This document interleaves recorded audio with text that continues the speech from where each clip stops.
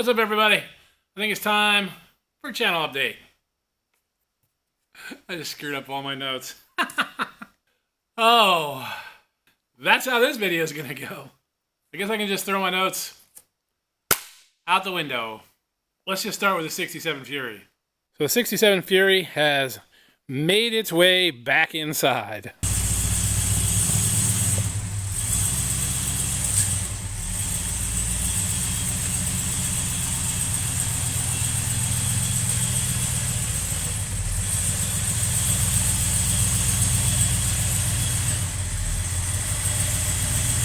I mean, there was really no way after 42 years of sitting in that Quonset hut that I wasn't going to at least bring it inside for winter. So, here she is. Really, the only goal I have for the winter on this car is replacing this master cylinder and seeing if we can get the brakes working. Pretty much everything else works. I still have not tried the top out, so I have no idea if it's working or not, and that probably wait till spring. Really don't want to put tops up and down when the weather's cold. Moving on to the 79 Camaro. Here's the current state of the 79 Camaro. It's got the 6.0 LS swap happening to it. Well, the swap's kind of done. I'm just mostly putting the car back together. Been a little slow. Well, I've been a little slow working on it. It's not been a priority. At some point this winter, it will become a priority, and we'll get the inner fender and the actual fender back on it, and maybe try to get some sort of exhaust going. When you look inside, I do have a pair of seats that'll bolt down, so I need to work on that. Maybe work on a windshield. But yes, need to spend some time on this car this winter.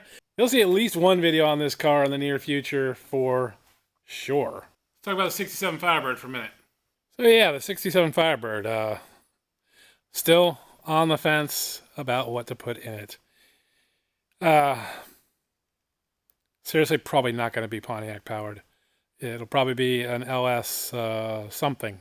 Probably not the same LSs that I've been putting into everything else, which is, you know, the early 2000 LSs, 5.3 or 6.0 out of trucks. Try and do something a little newer, maybe, or I don't know, maybe I will put a Pontiac 400 in it. I don't know. I've got the Le Mans, which I'm not doing an update on right now, but I've got the Le Mans that is definitely going to stay Pontiac powered, so I may just put the 400 in that Le Mans and LS swap the Firebird. Who knows? Who knows? But here it is. Aside, other than the engine and transmission, it also has front drum brakes, so those will have to go. And the rear end, the rear end, I think someone's welded the spider gears, so probably have to find a new rear end for it as well. So there's a lot to be done to this car. I've mentioned this car a couple times, but let's talk about the 71 El Camino. I know that doesn't look like a 71 El Camino, but it is the engine and transmission that's going into the 71 El Camino. Yeah, and I know it's covered with crap and stuff. But believe me, I can sweep all that stuff onto the floor in 10 seconds flat, and it'll be good to go. So that's what's going to happen with this. This engine and transmission, it's a 5.3 and a 4L60E, are going to go in here. And the goal with this one is all of my LS swaps thus far, I have bought things for like new wiring harnesses. In the case of the Camaro, I even bought lots of special mounts and stuff. But that is not what is going to happen with this one. With this one, we are going to use the stock wiring harness. I'm going to go ahead and strip it down, and this is going to be just the cheapest install I could possibly do of an LS engine. I will even post the prices and everything for this one.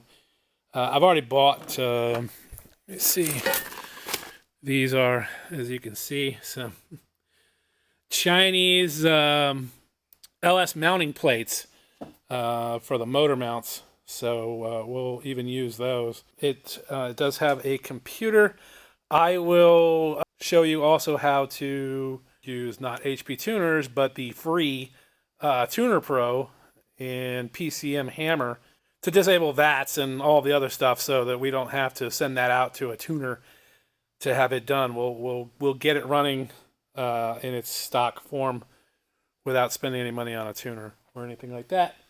That's the plan, anyways, is just to do a ultra cheap build on the El Camino, get it running, and go from there. Look for those videos, not really anytime soon, but probably towards the end of winter, I will start working on this, hopefully. I need to get the truck and the Camaro out of the way, so this comes after that. Here's what's coming up on the 51 Dodge. Okay, let's talk about the Dodge for a moment. It's powered by a big block Chevy. You might remember that the door handles are shaved on this bad boy, and the only way to get in was through here because the poppers were not working. I've already started troubleshooting this, and I have not started making the video for it yet.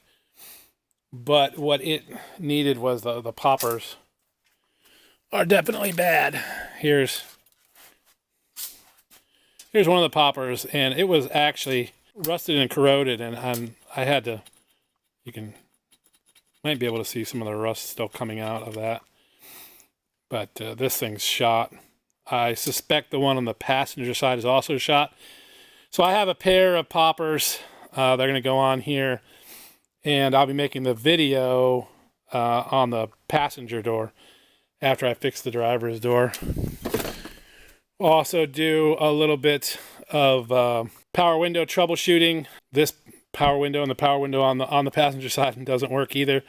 But I know what the problem is. I already have the parts for that, so I'll go through the troubleshooting I did for the poppers and for the electric windows, and I'll make a video there at some point this winter. Finally, let's talk about the 65 C-10. The 65 C-10, though, is what you're going to be seeing the most of early this winter, because I'm going to start doing work on this one today. As you might remember, I've been amassing parts for this truck, and now it's time to start putting some more of them on. This thing currently has drums all the way around and no brake lines, so we are going to upgrade this to disc brakes. This also has a 2-inch drop, I believe. So we'll make a video about all of that. The oil pan on the 5.3 in here, I think, sits too low below the cross member. I'm going to take a really good look at it and then probably put another oil pan on it. I have another one right here which should fit better. Still need to figure out if I want to upgrade this thing to power steering or not. And well, if I do that, then I've got to redo the front of this, because previous owner just kind of hacked off the power steering pump bracket. Although I think I actually have a bracket. I could probably put that back to stock. I just don't know whether or not the power steering pump's going to be in the way. Doesn't really matter. I'll figure it out. Also, I've got a radiator to go in here. Quite a bit to do on this truck. But brakes first, so that I can actually move this thing around a little bit. That would make me super happy. I also did pick up patch panels for both fenders. There's a brace that you can see is kind of missing in here. It's just not there. Yeah, it's completely gone on this side. On the other side, it's kind of partially there. We'll take a look. Here it is. This brace right here, missing from the other side and rusted on this side. I have new braces on order for both sides, so we'll kind of get that back together. There's your fall winter shop update. You never know what's going to actually happen over the winter.